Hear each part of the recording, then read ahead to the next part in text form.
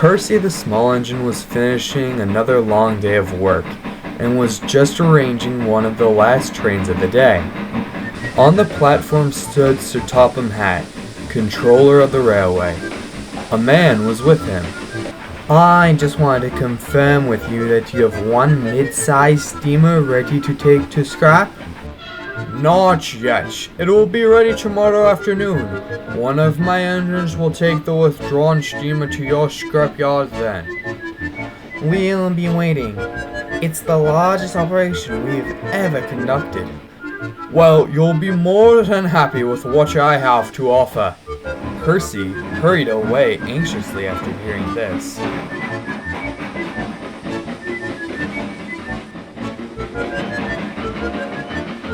He raced back to the sheds where most of the big engines were resting. Sir Topham Hatt is scrapping one of us. Rubbish, Percy, the fat controller would never. But I heard him at the station.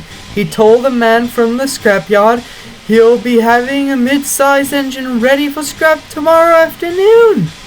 The big engines all looked around at each other. It can't be me or Henry. We aren't mid-sized.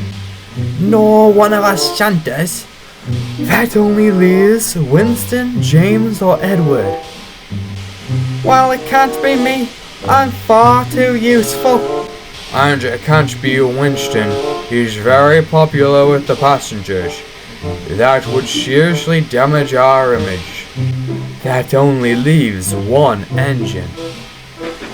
No, it can't be. It can't be what? The engines all stood silent and avoided meeting Edward's eyes as he backed down.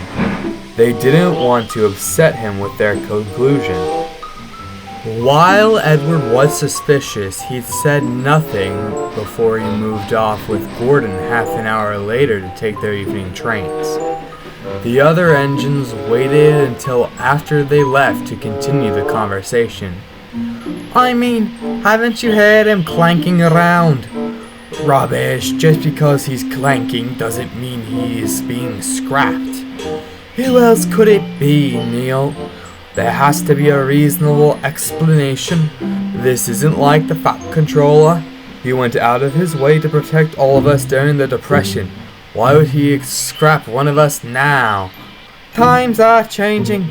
Maybe someone forced the Fat Controller to give old iron up.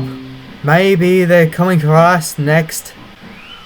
Don't talk nonsense, James. Think about it, Neil. You said it yourself. Why would the Fat Controller do this now? However, Neil remained stubborn. Meanwhile, Edward was waiting to take the evening train down to the end of his line. Gordon stood at the other platform with the evening express. What was all of that about earlier? I don't know what you mean, little Edward. Bullshit, don't play dumb with me, Gordon. What were you all arguing about? I'd hardly call it an argument, merely a conversation about the changing tides of the world. What on earth are you talking about? Just then, Gordon's guard's whistle blew, and the big engine stormed out of the station without another word. As he left, the Fat Controller strolled down the platform to Edward. Edward, I have an important job for you tomorrow. Gordon had a lot to think about that evening. What if he was next? He had heard about standard-type locomotives replacing older engines on the other railway. What if that happened to him here on the island of Sodor?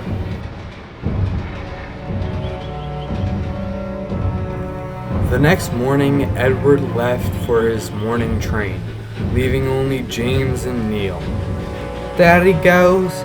Poor thing, he had a good long run though. Stop speaking rubbish, James. Nothing's gonna happen to him. That's what you think.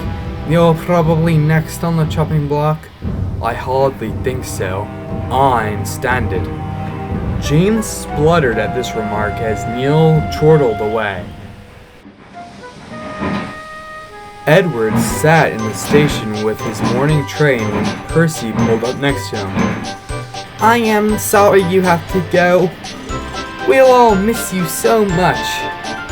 It's okay, Percy. I'll see you at the end of the day. We can catch up then, alright? So brave. I am sorry this is happening to you. And Percy scampered away, leaving Edward in confusion before he could even speak.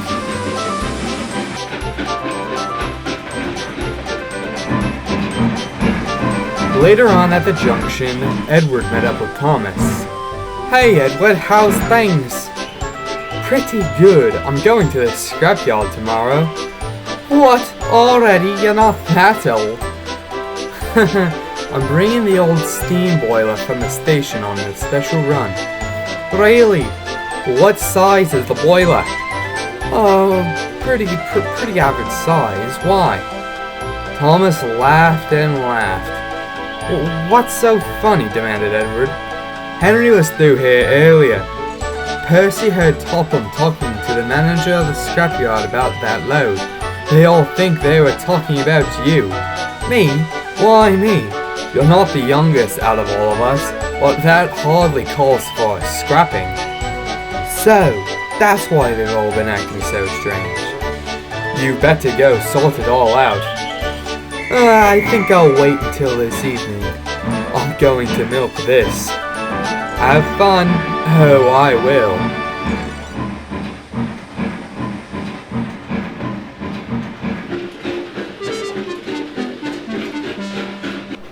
For the rest of the day, whenever Edward saw the others, he laid on a thick coat of manipulation. Oh, James, I want to enjoy this day. Can you bring my goods down the branch line for me? Of course, Edward. Anything you want?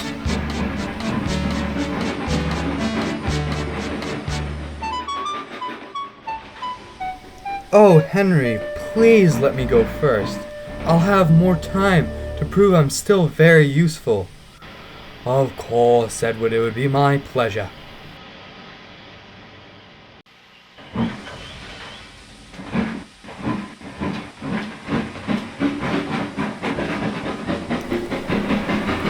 By the end of the day, the engines were all settling down for the night.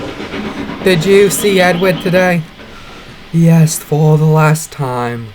Poor engine. It's not like we'll ever see him again. I wish there was something.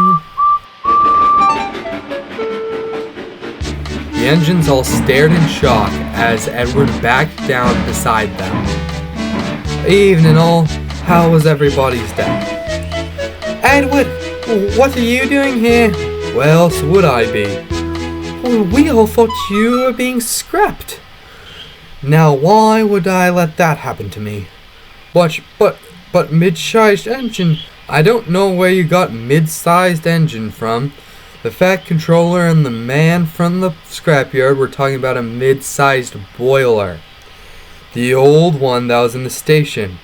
I had to bring it down on a special run. I let you take coal first. Yeah, you tricked us. Really now, how can an old clanker like me do that? The big engines looked gobsmacked as the little engines burst out with laughter. Edward the blue engine wasn't going anywhere.